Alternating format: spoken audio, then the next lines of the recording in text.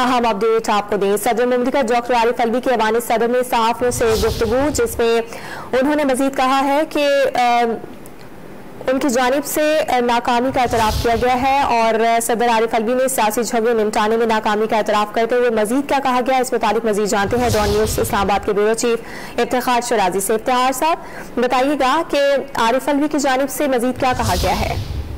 जी, आज breast cancer के हवाले से एक उन्होंने इंटरैक्टिव सेशन रखा था और उसके बाद जोड़ाने पे जब ये गुफ्तगू हुई तो उनसे कुछ सियासी सवालात भी किए गए। तो जब उनसे पूछा गया कि क्या आपने सियासी लोगों के दरमियान झगड़े निपटाने के हवाले से कुछ एफर्ट्स किए हैं, तो उनका कहना था कि बिल्कुल इस हवाले से उन्होंने कोशिशें की हैं, ये कोशिशें जारी भी रहनी चाहिए, लेकिन उसमें कामयाब नहीं हो पाए।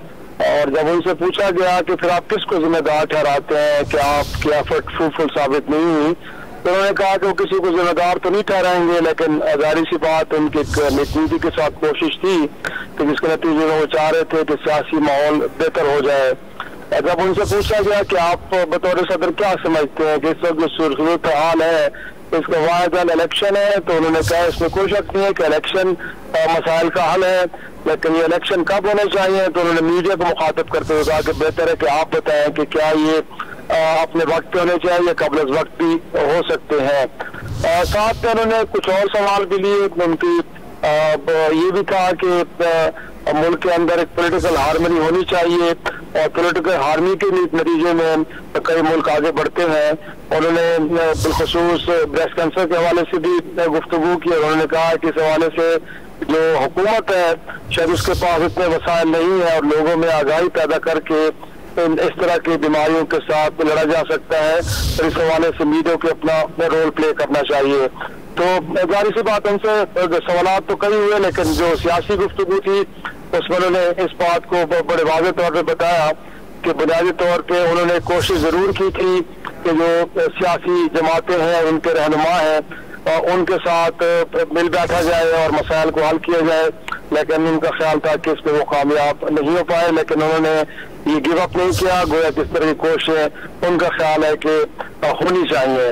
और साथ में उन्होंने ये भी कहा कि जो सियासी माहौल है उसको बेहतर होना चाहिए और तमाम जमातें मिल के काम करें तो उससे पाकिस्तान आगे बढ़ सकता है। और उन्होंने ये भी कहा कि तहरीक इंसाफ से आने से पहले ही वो करप्शन के खिलाफ थे और वो इसके खिलाफ काफी एग्रेसिवली उन्होंने अपना एक कैंपेन शुरू की और माजी के अखबारात में भी उनको हाईलाइट किया और तहरीक इंसाफ के आने के बाद भी। लेकिन उनका ख्याल ये था कि मुल्क में अगर आप सिर्फ कवानीन बनाते और उनके ऊपर अमल दरामद ना हो तो फिर उससे करप्शन खत्म नहीं होती। उन्होंने जिक्र किया बिलखसूस अमरीका का, अमरीका जैसे मुल्क में भी जहाँ पे सजा सजा का कानून है वहाँ पे भी करप्शन होती है। तो कोविड का जो प्रोग्राम था जिसके नतीजे में उन्होंने कहा कि अमेरिका की हुकूमत ने 1 ट्रिलियन लोगों के लिए बेरोजगारी अनाउंस रखा, वहाँ पे भी 116 अरब डॉलर की बुनियादी तौर पे करप्शन हुई। पाकिस्तान के अंदर उन्होंने ह्यूमन राइट्स की जो हालिया रिपोर्ट है उसका जिक्र किया और उन्होंने कहा कि 24% से ज्यादा लोग पाकिस्तानी ज़हनी दबाव का शिकार है और परिवार के अंदर ये जो शरह है वो 60 से 80% है, लेकिन पाकिस्तान के अंदर इस मामले को कोई मसला नहीं समझा जाता। और यही वजह है कि मुल्क के अंदर फिर तशद्दुद के वाक़यात हो रहे हैं। वायलेंस की उन्होंने बुनियादी वजह इसको बताया। उन्होंने कहा कि मैं आपके सामने हैरान कर सीधा रखूंगा कि मुल्क के अंदर जो साइकियाट्रिस्ट है, जो ज़हनी दबाव को डील करने वाले डॉक्टर्स है, उनकी कुल तादाद 435 है। तो इससे उन्होंने कहा कि अंदाजा लगाएं कि हम इस मसले को कितनी संजीदगी से ले रहे हैं।